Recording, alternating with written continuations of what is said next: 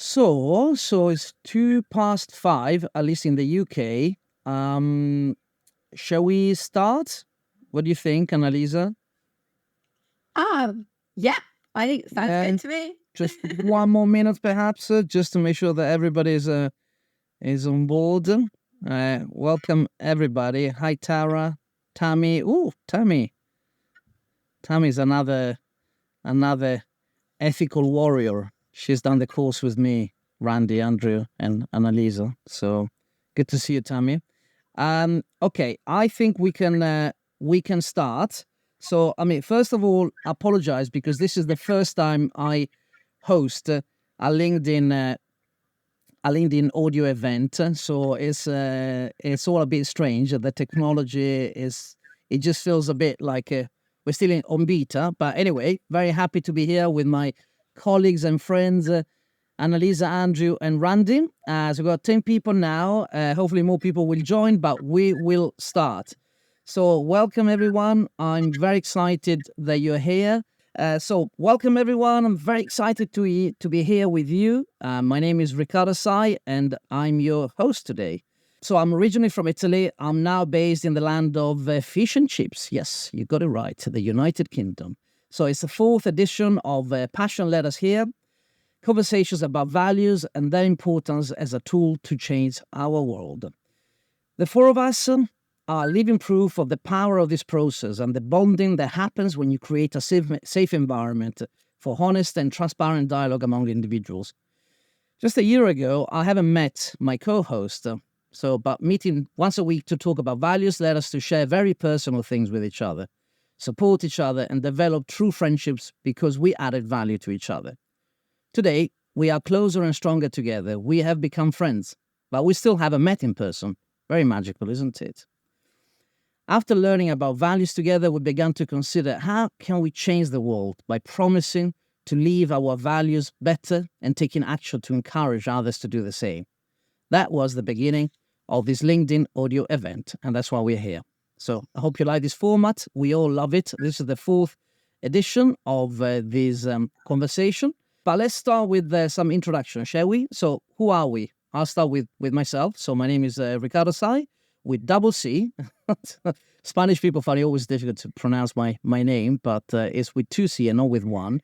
I'm a film director, a creative producer, and the founder and head of film and story of visual storytelling agency Story. Over to you guys. I'm Annalisa, aka the Values Differentiator, a keynote speaker and coach. I help individuals, leaders, and brands to convert values into growth. Randy, unmute yourself.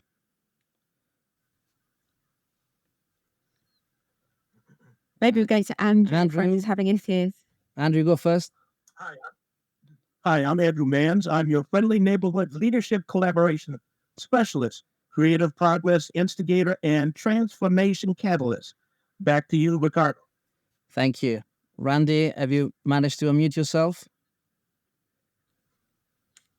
Randy is having technical issues. So I'll introduce Randy. So Randy Miller is the opportunitypreneur. She uses her skill as an IP attorney, consultant, networking concierge, and wellness business owner to serve people and change the world. So here we are. So it's the four of us, the four Musketeers. One thing, as soon as we finish our presentation that we're going to start in a second, just a gentle reminder to give LinkedIn permission to use your microphone if you wish to speak, because we had that issue last time. So just when LinkedIn is asking you if you want to unmute yourself and if you can use your microphone, just say yes, yes, yes. Right. Okay. So welcome back. So today we're going to discuss the value of attitude, and I'd like to break the ice with an initial quote from Steve Jobs. The only way to do great work is to love what you do.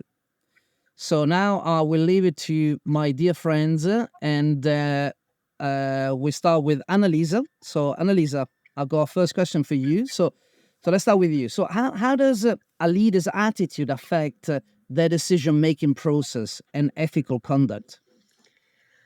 Thanks, Ricardo. So I think every leader before they're appointed has a responsibility for asking a hard and uncomfortable question. Would I hire me? Not based on my aptitude, but based on my attitude, based on my character, on my record.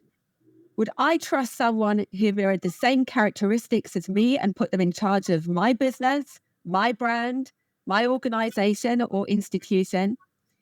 It takes a great deal of maturity, self-awareness, honesty, and integrity for someone to have the courage to ask the question, let alone if the answer is no, because they're aware of a character flaw that might tempt them into making an immoral, unethical, or ill-judged decision that might put the organization at risk. To have the strength of the character to override the ego that wants to be seen as successful, who wants the status and the perks that would go with that position. And the paradox is that the very absence of character that might lead them astray is the very thing that would stop them from asking the question in the first place. It's a blind spot. So the attitude that a leader brings to their appointment, their own belief system and self-belief system on which their values and behavior are based, are going to influence the appointment of their key decision makers. Birds of a feather flock together. People are attracted to those who share the same values and worldview as them because they don't want conflict. They want yes men, people who are likely to agree with them.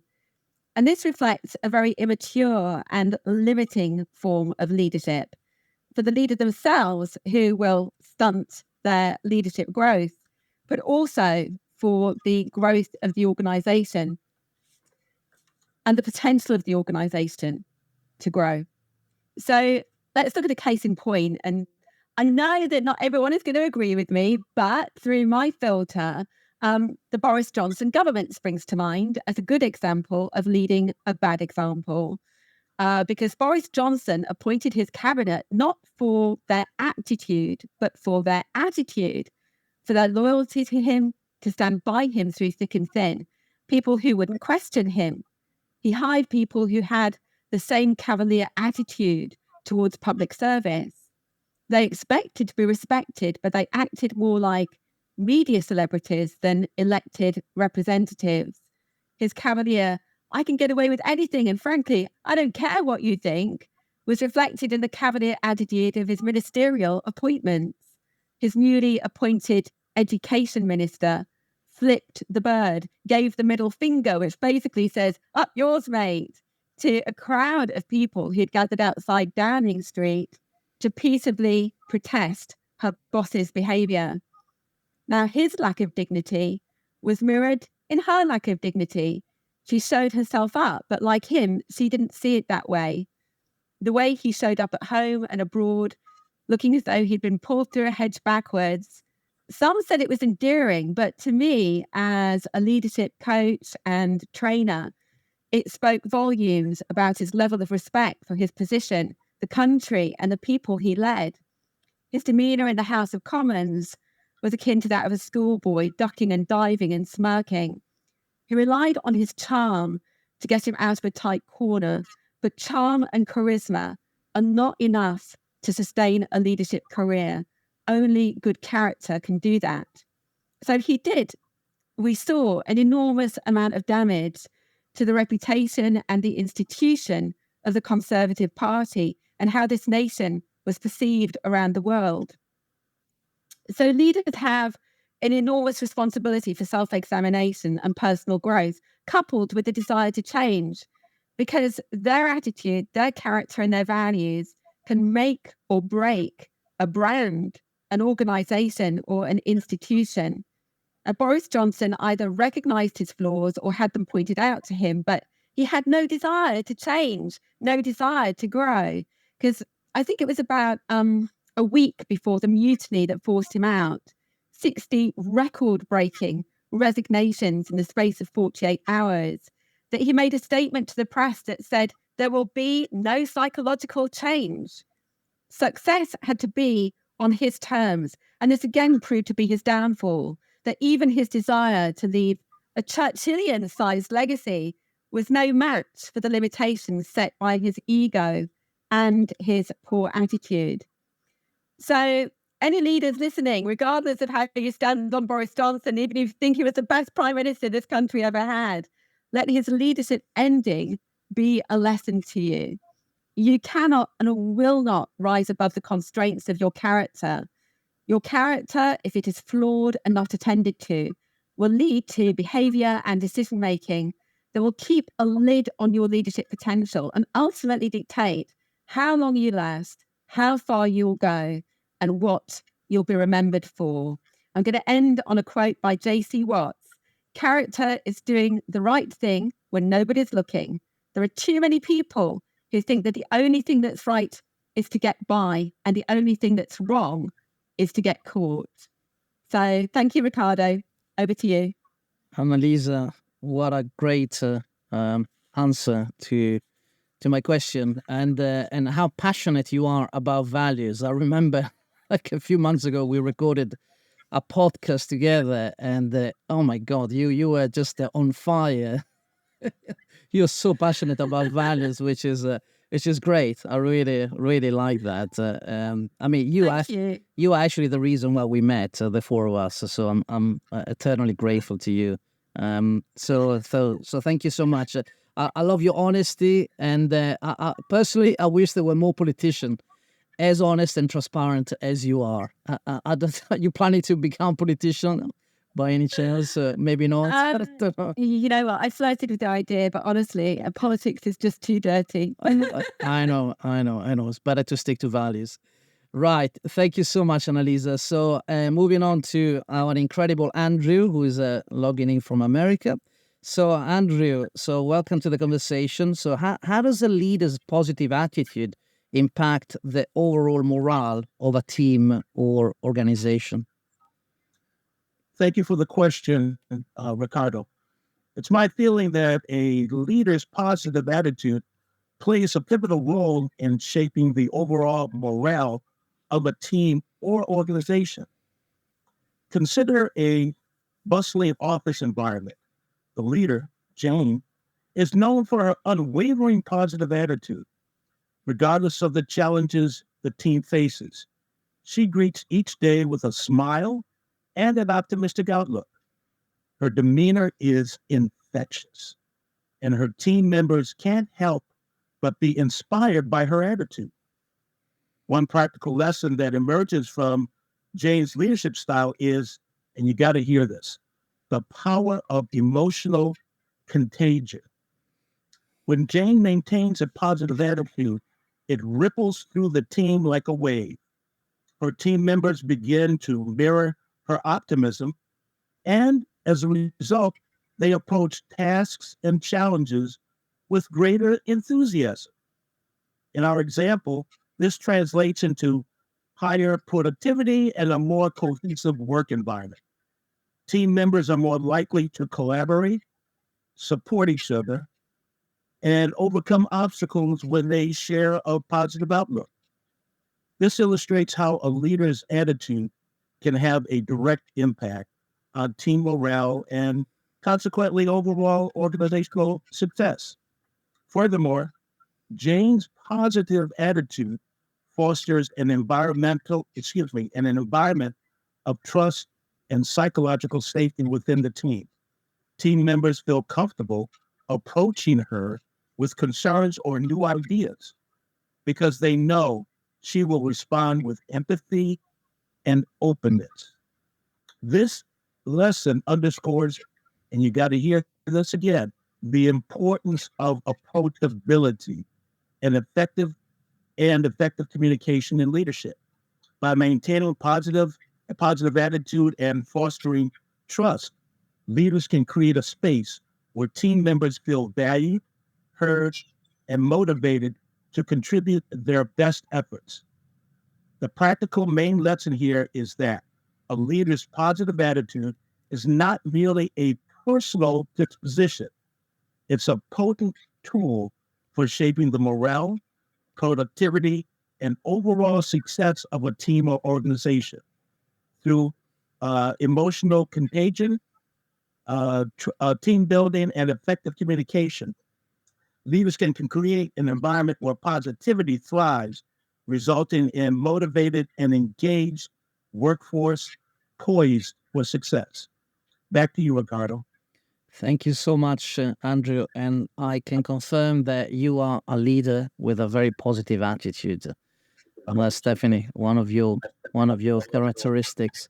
Um, so thank you so much, Andrew. Really appreciate it. Just a couple of notes so that we're gonna continue the conversation, the four of us, but then in a few minutes we're gonna open the floor to anyone who wants to join the conversation. So if you have any questions, just write them down. If you want to share any thoughts, in a few minutes we're gonna ask you to raise your hand, and you'll be able to join the conversation. The other thing also, if you can, just because I don't know if you are aware, but LinkedIn audio events, once they finish, they finish. That you can't play them back, which is a bit of a it's a bit of a drawback. So if there's anyone in your network that might be interested, just invite them, and so they can join the conversation. All right, so let's continue the conversation with Randy. So Randy, so in what ways can a positive attitude when things go wrong shape one's experience? Oh, am I? You're alive. Can you hear me? Okay, good. Sorry. So I call this the vacation state of mind. In real life, when things go wrong, you plan them out. Something happens. It's very easy to get stressed and upset about it, and dwell on the problem of it. But I find that when I travel, it turns out that some of the most memorable experiences occur when mishaps happen. And so on vacation, you kind of go with the flow, and then it turns out well. And so I try to remember that and bring that into real life as well. So I just wanted to tell one of my travel stories. When I was traveling alone in Thailand, there was one point where I decided to take a train from one city to another. And when I bought my train ticket, the agent informed me that the train only had air conditioned cars and inquired whether I was okay with that. And of course, I said I was fine. In fact, it was a very hot day, and I definitely wanted AC, but it made the ticket more expensive, although it was still very cheap. So the agent wanted to ensure that I understood that. So I bought my ticket and arrived for my train at the appropriate time. But I waited and waited and waited, and the train did not come. There were lots of other people on the platform too. We're all waiting. And after a while, I finally went to the ticket office and asked them what was happening. And I was told that the train was late, but it would be there in something like 20 minutes. And at the time, they said the train would arrive, which was probably 45 minutes or an hour after it was supposed to arrive. A train did indeed pull into the station. And a woman was sitting near me. So I asked her whether the train was going to my destination. And she said it was, and I should board it. So I did. When I boarded the train, I was a little confused because the car number on the outside of the train was different from the car number inside, but the number inside was the number on my ticket. So I just found my seat and sat down. And as I was taking my seat, I realized that the car had no AC. Instead, there were open windows. So I was a little confused about that. And then an American man boarded the train and sat next to me. And so I mentioned that the car was not air conditioned, and I thought the whole train was going to be. But he said he wasn't told that. And we compared our tickets, and I realized that I might be in the wrong car. So I waited a while for the conductor to come collect our tickets, and then asked him if I was in the wrong car. And he looked at my ticket and didn't answer, but told me to wait. And he left the car, then came back a few minutes later with another conductor and directed me to go with them to take a seat in the front of the car. And he said to stay there. So then I asked him, what time will the train arrive at my destination? And it was about 3 p.m. at that time, and it was supposed to be about a 3-hour ride. But he told me it would arrive at midnight, and kind of smiled. And he said, midnight, is that okay? And I said, midnight? And with a little alarm, because I didn't understand that. And he laughed and just said, just wait here. And incidentally, there was a little bit of a language barrier so I couldn't get full details. So I was feeling very nervous because I knew the ride should not take anywhere near that long, and I didn't know why he wanted me to sit in the front of the car. And so, in real life, I'd probably be upset about that something was wrong. But I was on vacation, so I told myself to chill and just wait and see what happened.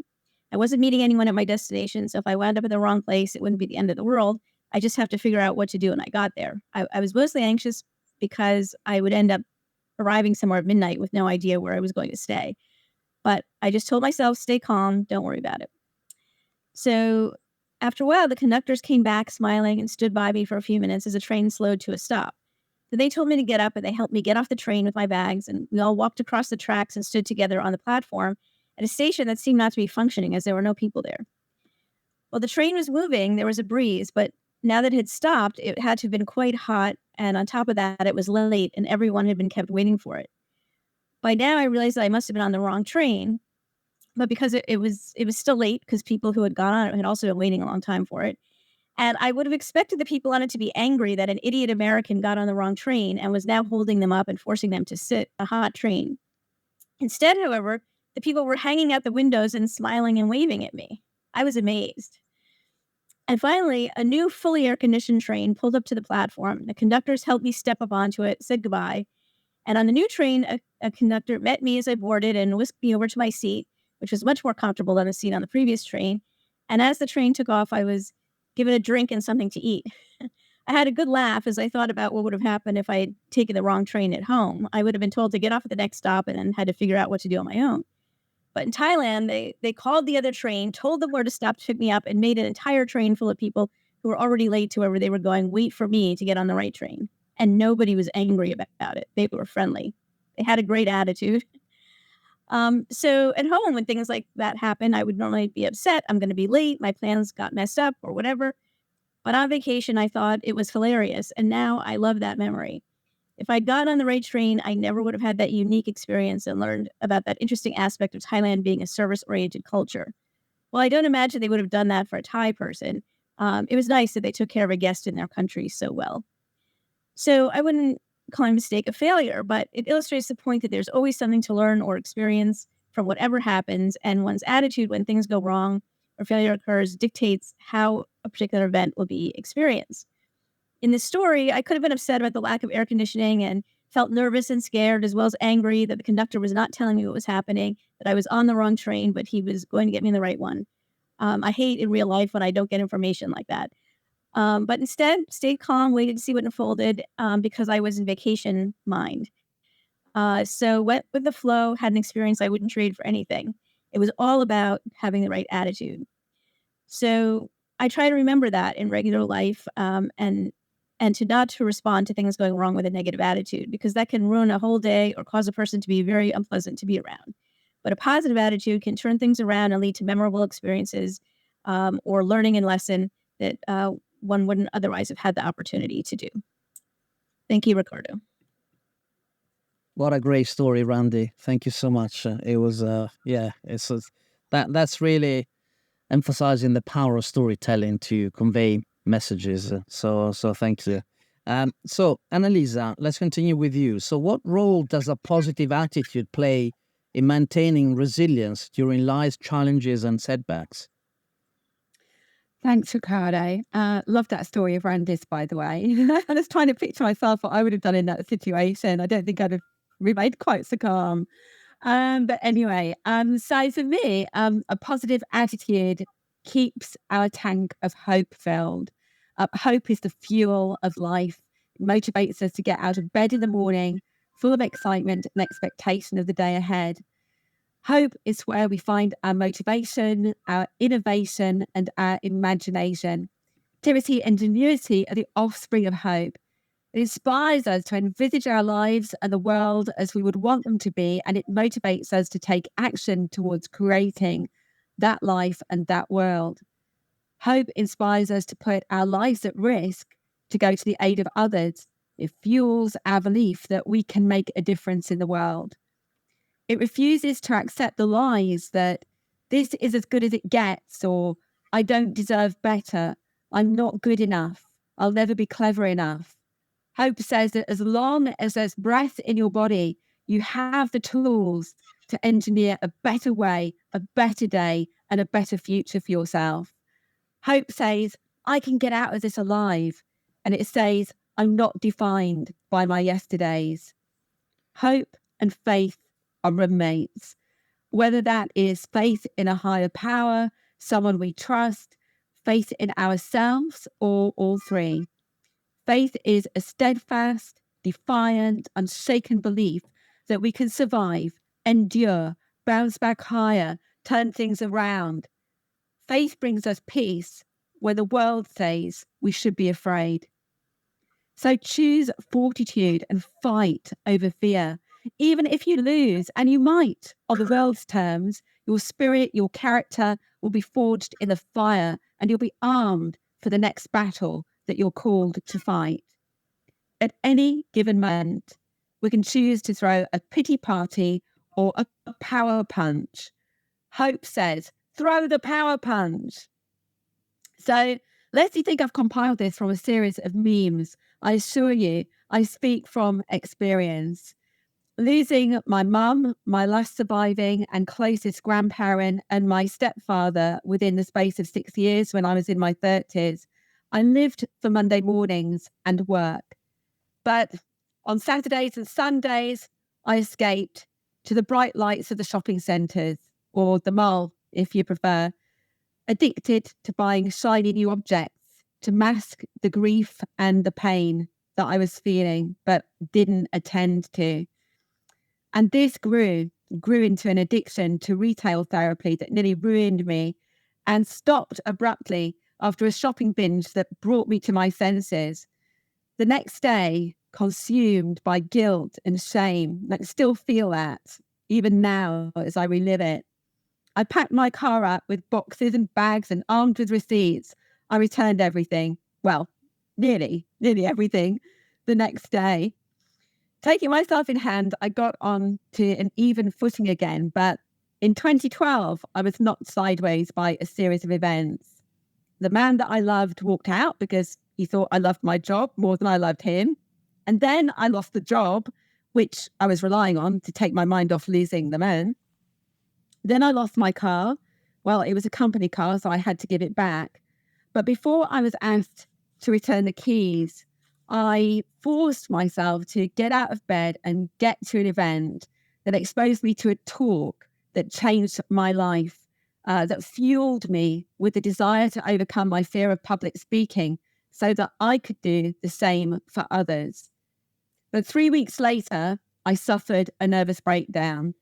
And the meds I was given made me worse, so I stopped taking them. And the medication review I requested didn't happen because my doctor never called me. So I determined to go it alone without help. And for the remainder of the journey, I kept reminding myself that I survived a similar breakdown when I was 30. And if I could just hold on to hope, stay positive, keep working, keep going, keep putting one foot in front of the other, just don't stop. I kept telling myself every day, I knew I could do it again. There was only one heart-stopping moment during this episode where I wondered if I might be hospitalized. But thankfully, I managed to move from the corner of the bed where I froze that morning to the shower. And the rest of the journey was upwards. I was about 8% back to full mental health when I was told that I had bowel cancer. And I wondered where I'd find the strength to fight this new battle. But fight it I did with the help of a fantastic NHS medical team and a fantastic friend by my side. Now, I'm not making myself out to be some kind of hero because people have had to endure so much more than this. Some of these situations I could have avoided by attending to my character or to my response to a situation. But in all cases, my positive attitude, my innate determination not to hit the mat, and if I did, not to stay on it, increased my odds of survival. At any point, I could have questioned myself, the point of life, the point of faith, the point of trying, but it never even crossed my mind because hope is in my DNA. If I wake up tomorrow morning healthy in my own home, with my faculties and my limbs and my lungs working as they've worked since the day I was born, independent and free to go where I want, how I want, when I want, not be reliant on others to feed me, wash me, push me, It's a cause for celebration, a reason to say thank you for fewer obstacles to navigate as I try to do something that is going to change my current circumstances, engineer a better future, and change the lives or perspectives of others by doing or saying something that will keep their hope alive. Albert Einstein said, in the middle of every difficulty lies opportunity. Back to you, Ricardo. Wow. What a great story, Annalisa. Thank you. Thank you so much for sharing that. So is there any person that wants to share something? So we got some 12 people in the room. Tammy, Rauda, Martha. I hardly know any one of you guys. So, but yeah, if you want to share anything with us about what you heard, or anything about the value of attitude in leadership and in life, you just have to raise your hand, and you can join the conversation. So, Rauda, oh yeah, you're there. Let me invite you. So, yeah, here you are. Make sure that you unmute yourself. And it's the let's see if we got the same problem with the microphone. So It may be oh yeah, here we are. considering it. Can Hello. you hear me? Yes, yeah, we can. Yeah. Thank you for Good joining. afternoon, good evening. Where are you just, connected from? Yeah, I'm speaking from the UK, Scotland. Mhm. Hi, Rauda. Rauda's a very good friend of mine. Oh, Yeah. great. So yeah. So first, it's a great time to spend ready to listen to all of the speakers. Very great stories, amazing and inspiring stories. And I could feel the sincerity and the authenticity in each one of the speakers' story. I really want to acknowledge you all for sharing. And Elisa, I just want to, I mean, maybe because I'm your friend, I should not share too much, but then I have to be also honest to sincerely share what I felt when you were telling your story.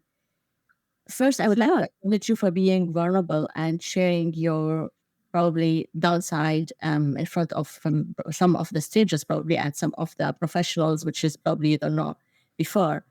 But I want to say something here. We are all human. We are all have our downsides and our faults, right? And we all sometimes struggle to continue doing what we are doing, or to continue reaching to our dreams, or to continue the determination and the consistency to face the challenges lives throw in our way. But Annalisa, the way you are dealing with your challenges, it's literally one of a kind attitude I ever seen. So I want to acknowledge you for that, and I want to also encourage everyone to reach out to you for your services. I've been in touch with Annalisa for a while, and I could see what values she could add, and she's literally bridging. She's actually leaving what she's bridging. So she's not like talking something and doing something else. So I would like to say, like, I'm a witness of Annalisa real values, adding values, attitude, and professional way of helping others, helping leaders, helping coaches. So I just want to acknowledge you for that, Annalisa, and I want to thank you for being vulnerable and sharing this with everybody. So that's literally one of the rare qualities where leaders struggle to model publicly. So I just want to say that, and thank you for everyone here. Oh, thank you, Rauda. That's really touching. Thank you so much. Beautiful. Thank you so much, Rauda. Really, yeah, I mean, such a beautiful testimonials, I would say. I wish it was a video testimonial, because coming from the heart of a person very close to you, Annalisa. So that's really special. Thank you so much. So now I need to move you back, unfortunately, to the out of the stage, and let's see how do I do. Okay, I managed to do that. Sorry, I'm still learning. So we got Jose. Jose, I'll bring you on the stage. So yeah, if you can. Hello, can you hear me? Yeah. Hello. Hello, how are you? How are you? Well, here in Analisa, I decided to talk about my case because you're talking about that having the value of the attitude, and this is very important because I have a very particular case that really having the attitude for me is having the positive mindset means everything. I went through a very particular situation because I'm a former hostage. I was 5 years as a hostage. And I came back, and I'm gonna have 1 year next month that I came back. So when I came back, because my positive mindset always led me to survive that situation, and I decided to convert it something meaningful. And today, I'm speaking publicly on this situation because I today belong to a hostage community that we have here in the U.S. I'm very vocal on that. I have been created a coaching program on that, and I decided to write my book that's going to go out on that. So yesterday I put a post in my profile that was saying, "Wow, I'm going to have 1 year and have been doing a lot of things," but it's because I believe, of course, there is the hand of God. But definitely, there is the hand of God behind everything.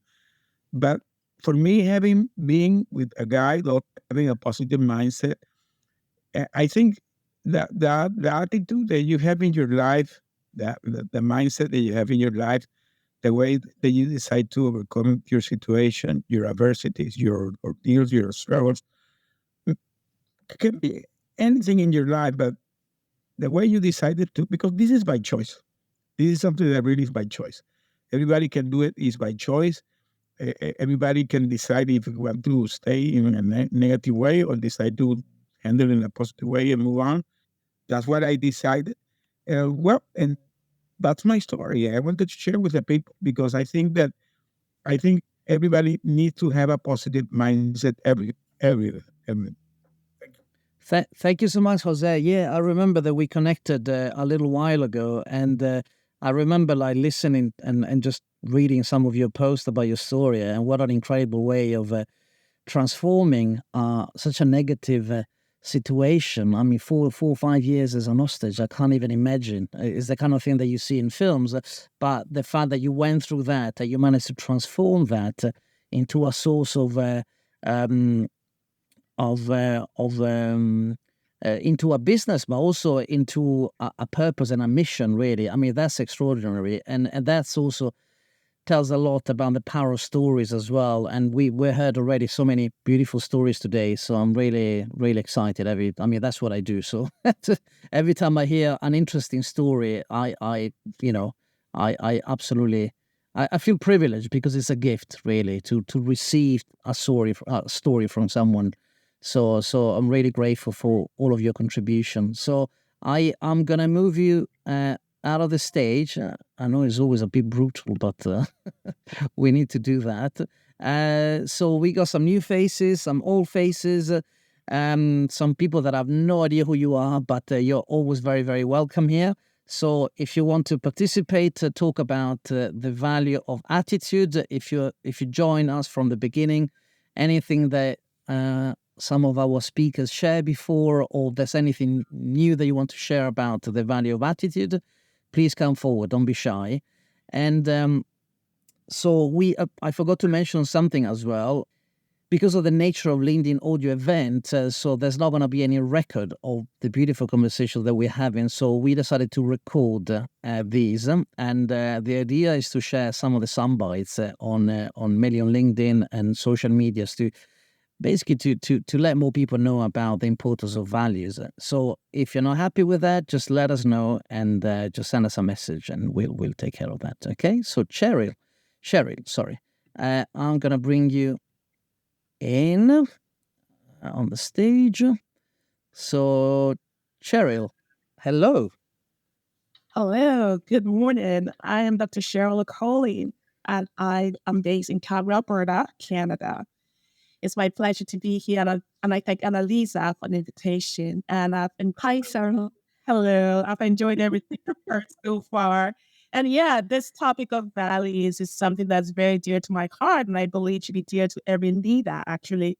And one of the things that comes to mind is given what the world has gone through recently and prior to that, it's imperative that we all really be introspective in terms of our values, internal values, aligning with either the organizations we find ourselves, the people we're leading. And when there's a disconnect, how do we reconcile that without losing who we are? I want to say who we are in terms of our belief systems. So from everything I heard, it was really wonderful to hear the different experiences.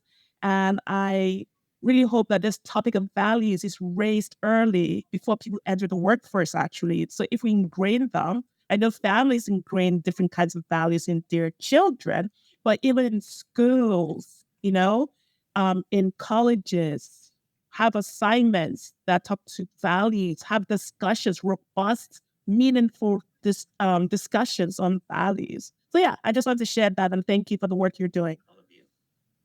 Beautiful. Cheryl, Yeah, thank you for coming on and sharing, Sarah. thank you so much. Really appreciate your contribution, and I absolutely with you in the fact that we need to start from the education system, from schools, from teaching our children the importance of values, of ethics as well, and to have a moral code that can lead our life in the right direction. So absolutely with you on that. So thank you so much again. Annalisa, Andrew, Randy, you want to say something before I move on? If anyone has a story, but how attitude changed an experience for them. Maybe in the workplace, you dealt with someone, a problem. That doesn't need to be like a fully fleshed story as we shared before. Oh, Cheryl is back. She's got another story to share. Great. So, yeah. Well, Opportunity. So I just want to ensure that I don't breach any confidentiality, but just basically, I remember I was in a situation where unfortunately I was experiencing, you could say bullying. People wouldn't call it that. The untrained eye doesn't necessarily recognize the subtle and covert forms of bullying. But nevertheless, I remained at the time, did my work with excellence. And the most important thing for me was always, you know what, if I were to go home, I look myself in the mirror. Can I look myself in the mirror? Would I be able to go to bed with a clear conscience and still interact with, be it my colleagues, clients, or superior? And I decided to persevere. It was extremely painful. But in terms of this value system, there came a point in time in my attitude, I was like, and I'll share this, and I hope no one minds me to be silent would be me not being true to myself. There came a point in time when I said, you know what, Lord, you are great. Bless them with your presence. And I said three other prayers, but the minute I said bless them with their presence, and what I meant by that was I didn't want to harbor unforgiveness. I didn't want to harbor bitterness. And when I had that mindset of, you know what, there's something positive here beyond me, things like shifted in the sense that I actually ended up being moved to a different department. Some might say it didn't really solve the problem per se, but for me, that was kind of like relief and a reprieve and a new beginning. So I share that to say that really our attitude in life sometimes determines our altitude in life. And that's not my original saying, but that's what came to mind as I thought about this. So hang in there, everyone. If you feel like, my workplace is killing me, change your mindsets. I encourage you to try and change your mindsets, say internal prayers, and say, you know what, I will not stoop down to their level. I will not be wicked. I won't be evil. I'm just going to lead with integrity. Thank you. thank you, Cheryl. Thank you. It's quite interesting because you mentioned integrity, and integrity was another value that we have covered in. I don't know if it was the second. I believe it was the second episode that we did a couple of months ago now, just in the middle of the summer. Yes, I think it was. Yeah, so that was a very, very interesting one. So anyone else wants to share anything I about just want to pick up on what just while we're waiting, Ricardo, on what Cheryl just said there about attitude is altitude. I know Nick Vujicic says that a lot. I don't know if anybody is familiar with Nick, but I've actually got a book here as well called Attitudes and Altitudes: The Principles, Practice and Profile of 21st Century Leadership by Pat Rossetti. I'll pop the reference into the event comments afterwards for anybody who wants to look that up. Thank you, Annalisa. So I'll anyone else? If not, maybe Andrew, are you okay if I ask you another question, perhaps, so we can... Real quick, you asked me a question earlier. What role does a positive mental attitude play in overcoming challenges and setbacks as a leader? And this really goes to the personal story that we just heard about being a hostage for 5 years. A positive mental attitude is a critical asset for leaders when facing challenges and setbacks. If not only influences our personal resilience, but also sets the tone of our team's response to adversity. Imagine a leader, a team, who heads a tech startup. In the early stages, he encounters a major setback when his main investor unexpectedly withdrew funding. Hakeem, with his positive mental attitude, saw this setback as an opportunity for innovation and growth rather than failure. He gathered his team and encouraged them to view the challenge as a chance to rethink their strategy and create a leaner, more sustainable business. The main lesson for Hakeem's leadership is that a positive mental attitude can transform setbacks into stepping stones. His optimism and belief in his team's ability to adapt and overcome not only inspired his employees, but also fostered a culture of resilience within the organization. His practical approach involved brainstorming new solutions, seeking alternative funding sources, and maintaining open communications with his team.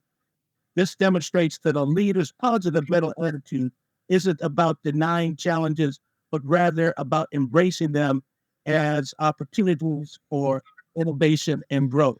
And so the main lesson here is that a positive mental attitude is not a passive trait, but an active mindset that leaders can cultivate and leverage to overcome challenges and setbacks by embracing adversity as an opportunity for growth, fostering a culture of resilience, and inspiring teams to find solutions.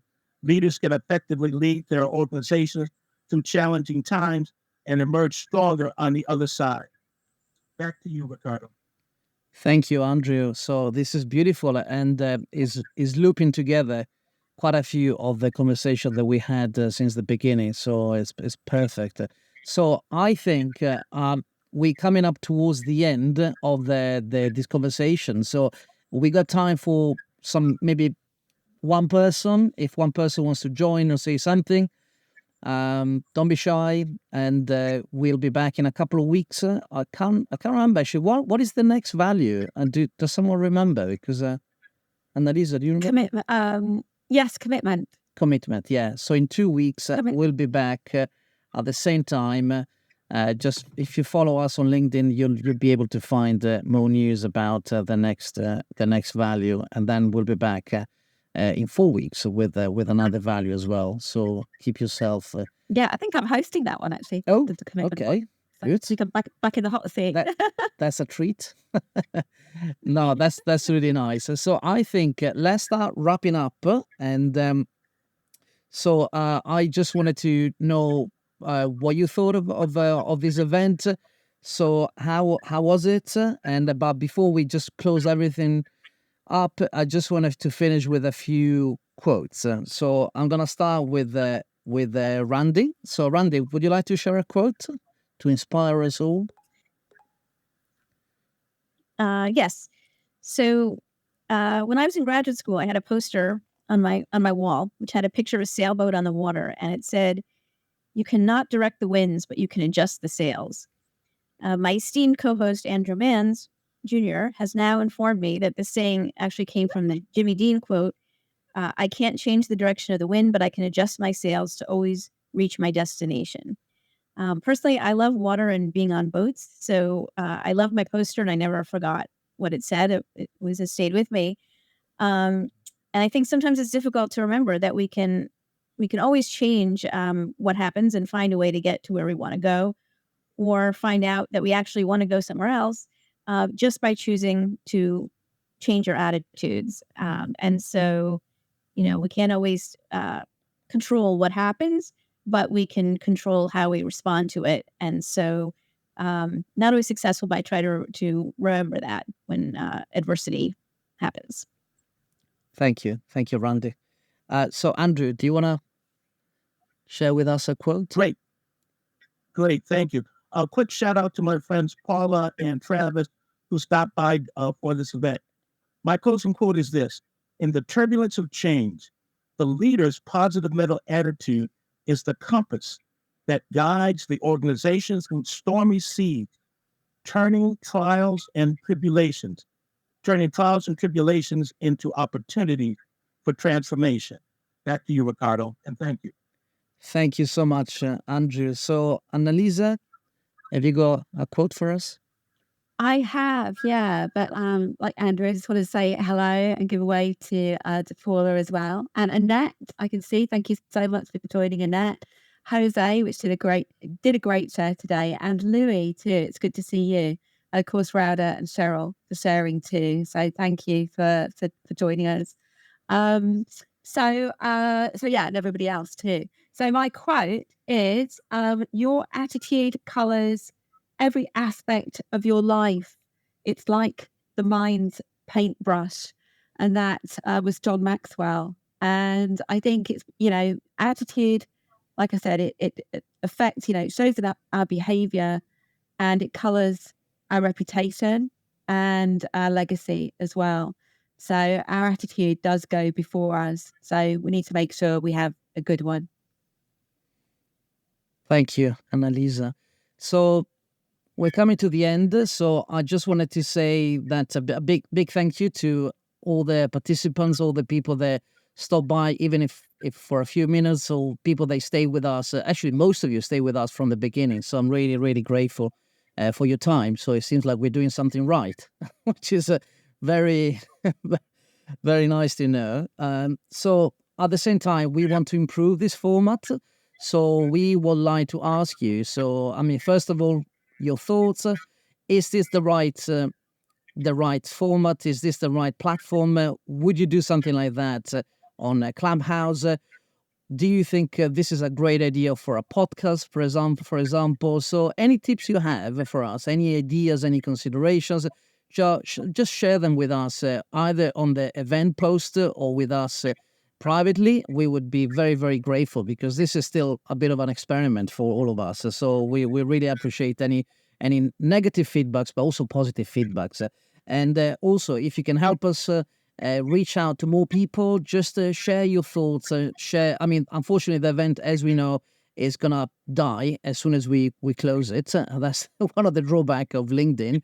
But you'll be able to share any thoughts that you have about values with your LinkedIn network, and you can tag us. You can, if you remember anything that we said, just write a post about that, because this is more than a LinkedIn podcast for us. Is a mission. So we do believe the world needs more values, and so if you are with us, help us. So that's about it, I think. Wonderful co-host. Is anything that I'm missing? Nope, did a great job. Did a good job. Okay, good. Andrew apologized because he had to leave a minute before the ending because he's got a meeting. So that's why he left. Not because he wasn't interested in the conversations. He apologized. Yeah, so Annalise, well done, Ricardo. Well done. And I just would like to give a shout out as well, actually, to those we haven't mentioned, who we don't know, or certainly I don't anyway. And that is Shirley and Tammy. Just looking Master, right, okay, I'm going to get this wrong, I know. Wobbeila, Philippe, Simone, and Robert. Okay, so your presence here is valued too. So thank you very much for your time today. Thank you so much Yes, thank again. you all of you. And thank you, Andrew, Randy, and Alisa, and all of us, because there's a lot of behind the scenes work behind these, but we love it. So really happy that you stay with us until the end. That's about it, and see you on the other side. Thank you. Bye bye. Bye. Thank you. Bye. Bye. Bye bye. Bye. Thank you.